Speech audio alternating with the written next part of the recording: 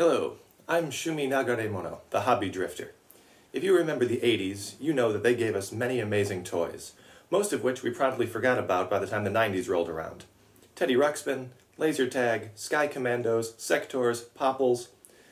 But a few of those toys stood the test of time and continued on, adapting, changing, and transforming to keep up with the times. If you haven't guessed, I'm going to be talking about Transformers. And what better place to start than with the granddaddy of them all, the one Transformer that everyone knew, your surrogate father, the red-cabbed robot with the heart of gold, a body of steel, and the voice of a war hero.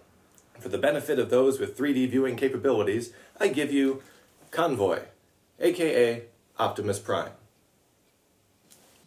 Optimus Prime's truck mode is made up of two parts. The first is the iconic red and blue cab. It looks like every semi-truck you ever saw if you cruised around the American highways in the late 70s and early 80s.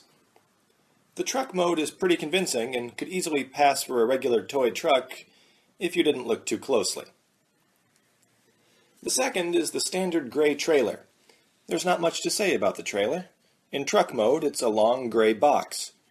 The back door opens and allows Roller, the third component of Optimus Prime, to be launched from within. There's not much you can say about Roller. It's basically a leftover from Optimus Prime's time as a Diaclone mech. Roller is Optimus Prime's appendix. Roller got a bit of an explanation in IDW's early Transformers comics, but very little in the original TV series. He was described as being an Autobot independent from Optimus Prime. I always pictured Spike tooling around in Roller when all the other Autobots were too busy to drive him around.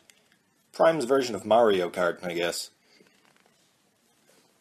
The plain gray box opens up into a battle station / repair bay, which is an interesting combination if you think about it. It's a hospital that can fire missiles. Anyway, this whole thing harkens back to its use as an actual base in Diaclone. Much like Roller, the internal cannon thing can hold a Diaclone driver that 99% of this toy's owners would never see. It fires 2 missiles, unless you have the Hasbro version, in which case it doesn't. The transformation from truck, cab to robot takes about 5 seconds. It's a satisfying conversion. You can do it in time with that sound effect if you really try. There's a bit of a cheat, as Prime's fists are separate, easily losable pieces, but it makes for a more convincing truck mode. Plus, hey, easy battle damage to take care of in that repair bay. The robot mode is everything you remember it to be. Pretty bulky, iconic, patriotic, if you're American, imposing, and still somehow kind of friendly. There's very little in the way of articulation, and only recently was the figure remolded to allow it to hold its gun straight. But come on, it's Convoy, Optimus Prime, the granddaddy of the Transformers. If you were a child of the 80s, you either had this or hated the kid that did. It's the most popular children's character to come out of the 80s, and the one with the most staying power. Everything else from Sectors to Sky Commandos to Dino Riders fell by the wayside. Even He-Man was dormant for a decade. But Optimus Prime, or one of his successors, has been there for kids for 30 years. And with such an all-around great toy, I can see reissues being re-released for another 30 years and beyond. This is the toy that started it all. If you're a fan of the Transformers, of 80s nostalgia, or of just cool little bits of plastic, this is one great bot with very few cons.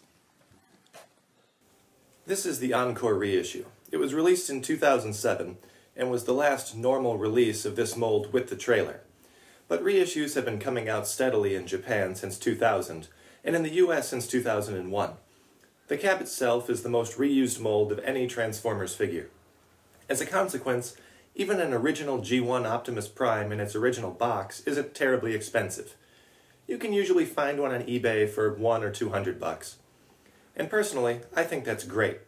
This is a collection starter. This is a figure that could get new fans interested in collecting. Anybody who gets into the Transformers wants Optimus Prime. If the only way to get one is to drop a week's salary, then it's a non-starter. The sustained greatness of this figure has the potential to keep bringing more fans not only to the Transformers franchise, but to collecting as well. I'm Shumi Nagaremono, the Hobby Drifter, And even if this isn't particularly rare or valuable, the kid in me is thrilled to have it in my collection. Happy hobbying!